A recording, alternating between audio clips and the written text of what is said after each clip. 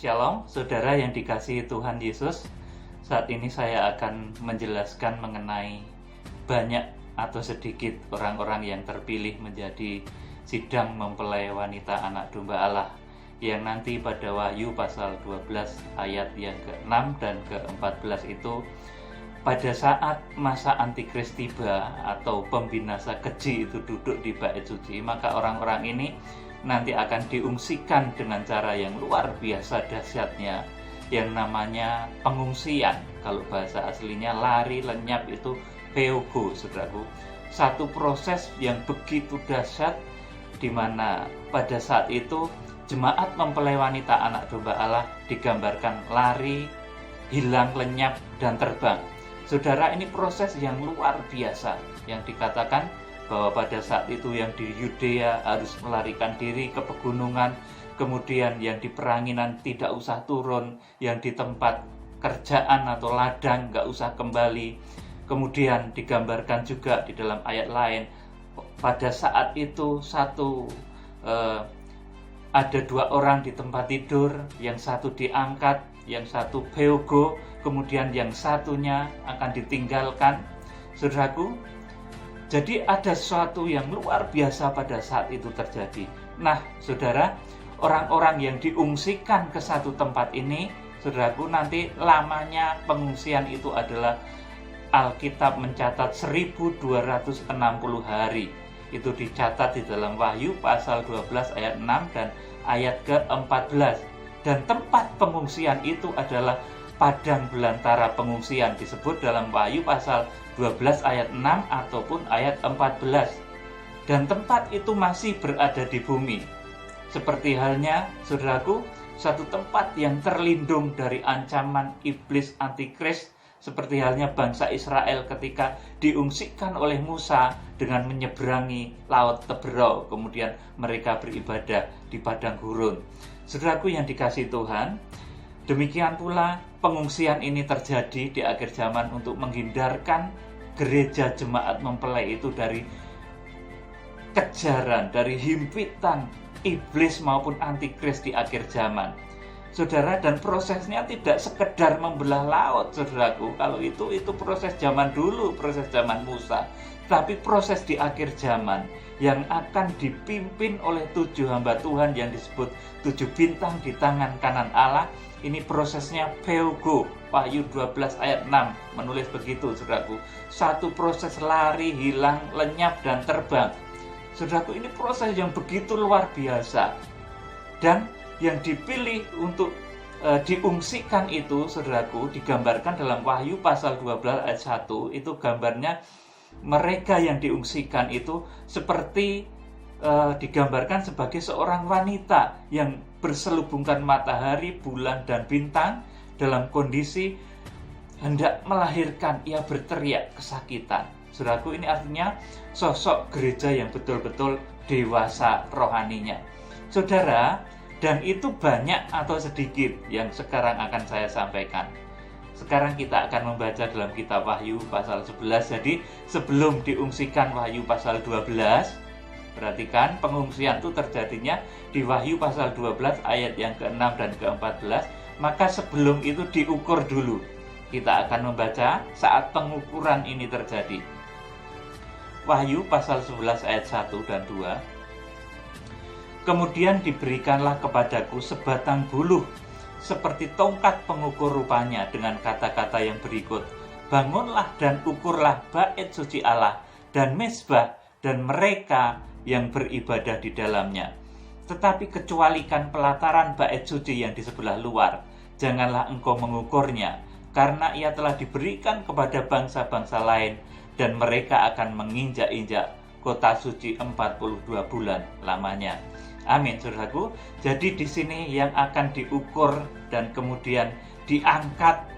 Kemudian, saudaraku, pada prakteknya ini adalah ketika terjadi pengungsian yang dinubuatkan dalam Matius pasal 24 ayat ke-15, pada saat pembinasa keji itu berdiri di bait Allah. Jadi nanti bait Allah secara jasmani itu jadi, kemudian diduduki oleh oknum yang namanya antikris. Maka pada saat itulah nanti, saudaraku, kita akan mengungsi, gereja akan viogo ke satu tempat yang disediakan oleh Tuhan. Nah, orang-orang yang diungsikan dengan 2 sayap burung nasar ini, dengan kekuatan Tuhan yang besar ini, jumlahnya ternyata nggak banyak, saudaraku. Di sini digambarkan, ukurlah, bangunlah dan ukurlah bait suci Allah dan mezbah dan mereka yang beribadah di dalamnya. Bait suci Allah dan mezbah. Kemudian perhatikan, tetapi kecualikan pelataran bait suci Allah di sebelah luar, janganlah engkau mengukurnya, karena ia telah diberikan kepada bangsa-bangsa lain, dan mereka akan menginjak-injak kota suci 42 bulan lamanya. Saudara paham tidak ini? Bahwa pelataran bait suci yang di sebelah luar ini justru, saudaraku, ini bagian yang sangat luas. Saudaraku, jadi pelataran bait suci Allah ini justru bagian yang sangat luas dari bait suci Allah itu. Saudara, bait suci Allah itu, saudaraku, halaman ini panjangnya 100 hasta, kemudian lebarnya itu 50 hasta. Ini kalau dikalikan sama dengan 5.000 hasta persegi. Ini pelataran itu luasnya 5.000 hasta persegi. Saudaraku, ini luas, saudaraku. Dan pasti yang berada di situ lebih banyak daripada yang berada di dalam ruang kudus dan ruang maha kudus. Sedangkan ruang kudus dan ruang maha kudus, ini yang termasuk yang diukur, kemudian nanti akan diungsikan. Ini ruang kudus itu panjangnya 20 hasta. Kemudian, saudaraku, lebarnya 10 hasta. Kemudian ruang maha kudus itu panjang dan lebarnya sama, 10 hasta dan 10 hasta. Jadi totalnya baik ruang kudus maupun ruang maha kudus itu 30 hasta kali 10 hasta, saudara. Jadi 300 hasta. Jadi kalau bait suci Allah itu total luasnya adalah 5.000 hasta, maka di sini yang diukur kemudian nanti akan diungsikan itu cuma 10 kali 30 hasta, sama dengan, saudaraku, 300 hasta persegi. Jadi kalau ada ini prosentasenya ya, saudaraku, kalau ada 5.000 orang di situ, saudaraku, maka yang akan terpilih menjadi mempelai wanita anak domba Allah itu cuma 300 orang yang termasuk dalam bagian bait suci Allah. Jadi, saudaraku, ini satu bagian yang kecil, saudaraku, tidak merupakan satu bagian besar dari seluruh gereja di muka bumi ini. Bisa saudara ambil persentase sendiri itu, saudaraku. Jadi kalau ada 5.000 orang, maka yang akan terpilih menjadi mempelai wanita anak domba Allah itu cuma 300 orang. Ini artinya kita harus berjuang dengan sungguh-sungguh. Di antara 5.000 orang, kita harus menjadi 300 orang yang terpilih itu. Dan untuk menjadi orang yang terpilih itu, bait suci Allah itu, saudaraku, yang diukur di sini, yang namanya bait suci itu, saya sampaikan kepada saudara, ini memiliki 3 tanda. Dia bersekutu erat dengan firman Tuhan. Ini meja roti sajian. Bait suci memiliki tanda itu. Bait suci Allah juga memiliki persekutuan erat dengan Roh Kudus. Ini pelita emas, karunia-karunia Roh Kudus. Kemudian bait suci Allah juga memiliki mezbah dupa. Ini jam-jam sembah kita kepada Tuhan. Bait suci Allah juga memiliki jam-jam sembah. Jadi 3 kriteria untuk seseorang itu nanti masuk dalam bilangan mempelai wanita anak domba Allah, yaitu memiliki persekutuan erat dengan firman Tuhan, memiliki persekutuan erat dengan Roh Kudus, dan memiliki jam-jam sembah di dalam hidupnya. Saudaraku yang dikasihi Tuhan, sedangkan apa yang ada di pelataran? Yang ada di pelataran itu, saudara, di sana ada pertama pintu gerbang, kemudian mezbah korban bakaran, kemudian yang ketiga, saudaraku, bejana pembasuhan. Saudaraku, di pelataran itu suasana seperti itu, saudaraku. Kalau di dalam Ibrani ini suasananya seperti apa? ajaran-ajaran di dalam pelataran yang banyak sekali dicintai dan disukai orang. Ibrani pasal yang ke-6 ayat 1 mulai. Sebab itu, marilah kita tinggalkan asas-asas pertama dari ajaran tentang Kristus dan beralih kepada perkembangannya yang penuh. Janganlah kita meletakkan dasar pertobatan dari perbuatan-perbuatan yang sia-sia dan dasar kepercayaan kepada Allah, yaitu ajaran tentang pelbagai baptisan, penumpangan tangan, kebangkitan orang-orang mati, dan hukuman kekal. Dan itulah yang akan kita perbuat jika Allah mengizinkannya. Saudaraku, jadi ajaran-ajaran yang ada di pelataran itu, saudaraku, itu berkisar, saudaraku, tentang pelbagai baptisan. Orang ribut masalah baptisan ini, itu, saudara. Itu masalah pelataran, saudaraku. Kemudian, saudaraku, masalah penumpangan tangan, perbuatan-perbuatan ajaib, saudaraku, pelayanan-pelayanan kesembuhan, mujizat-mujizat dan lain sebagainya, saudaraku, penumpangan tangan dan lain sebagainya, saudaraku, itu ajaran-ajaran pelataran, saudaraku. Kemudian, saudaraku, ajaran tentang pertobatan, kisah-kisah orang yang sedang bertobat, bagaimana dasarnya orang sedang bertobat pertama kali mengenal Tuhan Yesus, saudaraku, itu ajaran pelataran. Memang semuanya masuk di dalam kerajaan surga, tetapi itu nanti harus semakin bertumbuh dan mencapai kepenuhan sebagai bait suci Allah. Jangan di pelataran terus ribut masalah nama Tuhan. Kalau enggak, Yahweh enggak, saudaraku. Padahal Tuhan itu punya banyak nama, saudaraku. Wahyu pasal 19, ketika Tuhan Yesus datang, dia membawa banyak nama, saudaraku. Saudara yang dikasihi Tuhan Yesus, jadi kita jangan lagi, saudaraku, meletakkan lagi dasar pertobatan dan perbuatan-perbuatan yang sia-sia dan dasar kepercayaan kepada Allah, yaitu tentang ajaran tentang pelbagai baptisan, penumpangan tangan, saudaraku, kebangkitan orang mati dan hukuman kekal, saudaraku. Dan itulah yang kita perbuat jika Allah mengizinkan. Nah, artinya jika ada jiwa baru yang baru bertobat, yaitu kita lakukan. Tetapi kalau masa penuaian, bahkan masa penampian, pemilihan, mempelai wanita anak domba Allah, yang kita lakukan bukan itu, tetapi pendewasaan iman. Oleh karena itu, saudaraku, bisa kita pahami kalau ajaran-ajaran tentang pertobatan, saudaraku, mujizat orang yang sedang bertobat, itu memang dahsyat. Banyak sekali orang yang suka ajaran seperti itu, saudaraku.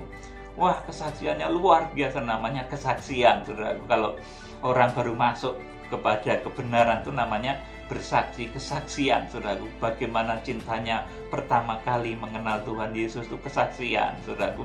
Itu pintu gerbang, saudaraku. Yaitu betul proses yang harus dilalui seseorang, saudaraku. Tetapi itu masuk dalam pelataran. Jangan di situ terus, harus bertumbuh, saudaraku. Semakin dewasa, mengerti mezbah korban bakaran, mengerti menopang pelayanan, mengerti berkorban dan mengerti korban Kristus, mengerti makna baptisan yang sejati, saudaraku. Kemudian masuk, dipenuhi dengan Roh Kudus, dipenuhi firman Allah, bisa menyembah di dalam roh dan kebenaran, saudaraku. Jadi kita harus bertumbuh, ya, saudaraku. Jangan statis pada pelataran terus, sebab kalau saudara berada di pelataran terus, ya memang bagus pelataran itu acaranya, saudaraku. Banyak orang di sana, saudaraku, senang banget, saudaraku, mendengar kesaksian orang yang baru bertobat tuh, ya senang banget, saudaraku, luar biasa, saudaraku, mendengar orang-orang yang mendapat mujizat, kesembuhan, saudaraku, masuk kepada mengenal Tuhan, kemudian mengenal kesembuhan, saudaraku, indah itu, saudaraku. Itu memang kerajaan surga, tetapi, saudaraku, itu, saudaraku, adalah pelataran, saudaraku. Jadi prosentase orang yang nanti, saudaraku, akan diangkat, akan diungsikan terlebih dahulu. Wahyu pasal 12 ayat 6 dan 14. Kemudian ketika Tuhan Yesus datang di Wahyu 19, itu baru diangkat. Itu prosentasenya sedikit, saudaraku. Saya ambil dari prosentase pelajaran bait suci Allah mengenai luas dari pelataran itu 5.000. Kemudian luas dari bait suci Allah yang diukur itu cuma 300 hasta persegi. Jadi saudaraku, di sini prosentasenya. Kalau ada 5.000 orang, saudaraku, yang percaya Tuhan, kemudian bertobat, dibaptis, saudaraku, kemudian yang bisa masuk di dalam ruang kudus dan akhirnya ruang maha kudus, itu cuma 300 orang. Saudaraku, memang sedikit, saudaraku. Oleh karena itu, pengajaran firman Tuhan yang berkenaan dengan mempelai, yang berkenaan dengan pendewasaan iman, saudaraku, ini memang hanya bisa dipahami oleh orang-orang yang rindu betul-betul untuk menjadi mempelai Kristus di akhir zaman. Saudaraku yang dikasihi Tuhan, dan ini prosesnya sangat teramat berat, saudaraku. Tidak lagi proses pintu gerbang, tidak lagi proses mezbah korban bakaran, tidak lagi proses baptisan, saudaraku, tapi proses bersekutu dengan firman Tuhan, proses bersekutu dengan Roh Kudus, proses bisa menyembah di dalam roh dan kebenaran secara rutin. Itu proses berat, saudaraku. Inilah proses, saudaraku, ruang kudus dan ruang maha kudus. Saudaraku, saya baca lagi, saudaraku, Wahyu pasal 11 ayat 1, kemudian diberikan kepadaku sebatang bulu, seperti tongkat pengukur rupanya, dengan kata-kata yang berikut, bangunlah dan ukurlah bait suci dan mezbah dan mereka yang beribadah di dalamnya. Dan mezbah di sini ditulis tusiasterion, saudaraku. Tusiasterion itu adalah mezbah korban bakaran. Seperti juga ditulis di dalam, saudaraku, Ibrani pasal 9 ayat 4, saudaraku. Rasul Paulus juga menuliskan satu mezbah kudus, saudaraku. Mezbah dupa itu ditulis sebagai tumiasterion. Kalau ini mezbah dupa, ini pasti ditulis tumiasterion. Itu mezbah dupa, mezbah yang berada di ruang kudus, saudaraku. Kemudian, saudaraku, kalau yang diangkat di Wahyu pasal 11 ini, bangunlah dan ukurlah bait suci Allah dan tusiasterion. Ini mezbah korban bakaran. Kenapa mezbah korban bakaran pada saat itu diangkat, saudaraku? Karena, saudaraku, pada saat itu segala macam persembahan nanti berhenti pada zaman antikris, saudaraku. Kitab Daniel itu menubuatkan pada pertengahan 7 masa itu antikris akan menghentikan segala macam persembahan. Persembahan akan dihentikan, saudaraku. Tusiasterion akan diangkat, saudaraku. Kemudian kalau orang selamat, dia harus menebusnya dengan cucuran darahnya sendiri, saudaraku, menjadi martir ketika zaman antikris. Dia harus menolak tanda 666. Dan dia harus berani menghadapi kenyataan, tetap setia pada Yesus. Tetapi dia ibaratnya begitu, saudaraku, dia harus menebusnya dengan darahnya sendiri lagi. Saudara, dia harus mati di tangan antikris. Sekalipun nanti untuk sejenak waktu lamanya, tidak lama kemudian nanti juga akan dibangkitkan ketika Tuhan Yesus datang. Jadi, mezbah di Wahyu pasal 11 ini tusiasterion. Saudaraku, bukan mezbah dupa. Jadi, mezbah di sini adalah mezbah korban bakaran yang diangkat. Kalau di sini, saudaraku, kemudian diberikanlah kepadaku sebatang bulu, seperti tongkat pengukur rupanya, dengan kata-kata berikut, bangunlah dan ukurlah bait suci Allah dan mezbah dan mereka yang beribadah di dalamnya. Kalau ini mezbah dupa, ini nggak usah ditulis, saudaraku. Ukurlah bait suci Allah, dan itu sudah, saudaraku, karena mezbah dupa itu sudah termasuk di dalam bait suci Allah, nggak perlu diterangkan lagi, saudaraku. Kalau ini mezbah dupa, saudaraku, yang dimaksud itu, saudaraku, ini nggak perlu ditulis, bangunlah dan ukurlah bait suci Allah dan mezbah. Mezbah ini jelas tusiasterion atau mezbah korban bakaran, bukan tumiasterion seperti yang tulis di dalam Ibrani pasal 9 ayat yang keempat, itu tumiasterion, mezbah dupa. Tapi kalau Wahyu pasal 11 ayat 1 ini tusiasterion. Jadi, saudaraku, di sini jelas sekali, bangunlah dan ukurlah bait suci Allah dan mezbah. Kalau ini mezbah dupa, nggak perlu ditulis, sudah masuk di dalam bagian bait suci Allah. saudaraku.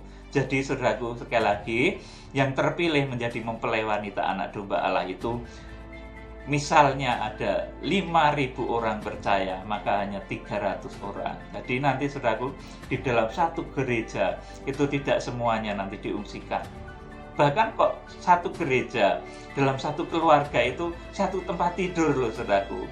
Satu tempat tidur di sini, yang satu nanti dibawa diungsikan, yang satunya tidak. Saudaraku, dalam satu keluarga pun bisa begitu. Saudaraku, begitu luar biasanya kejadian pada saat itu. Pemilihan yang dilakukan oleh Tuhan itu sangat luar biasa ajaib. Oleh karena itu, mulai sekarang kita harus semakin mendewasakan iman. Jangan kita terus di halaman. Di halaman memang temannya banyak banget ya saudaraku, 5.000 orang saudaraku. Di ruang suci dan ruang Maha Kudus cuma 300 saudaraku, tidak apa-apa saudaraku. Tapi kita harus berjuang untuk menjadi yang sedikit ini. Ini persentase ya saudaraku. Saya tidak berbicara secara jumlah, dalam jumlah aktualnya nanti saudaraku, karena jumlah aktualnya nanti pasti banyak juga saudaraku, karena ini yang diukur nanti adalah kekristenan dari seluruh penjuru bumi ini saudaraku. Jadi nanti ya banyak sekali saudaraku, meskipun prosentasenya ini di antara 5.000 cuma ada 300 saudaraku, tetapi ini kalau nanti merupakan gabungan besar dari gereja-gereja di seluruh penjuru bumi ini, jumlahnya juga besar sekali. Saudaraku, jadi demikian kiranya Tuhan Yesus memberkati saudara dengan roh hikmat dan wahyu. Salam penuaian Tuhan Yesus Kristus memberkati. Haleluya. Amin.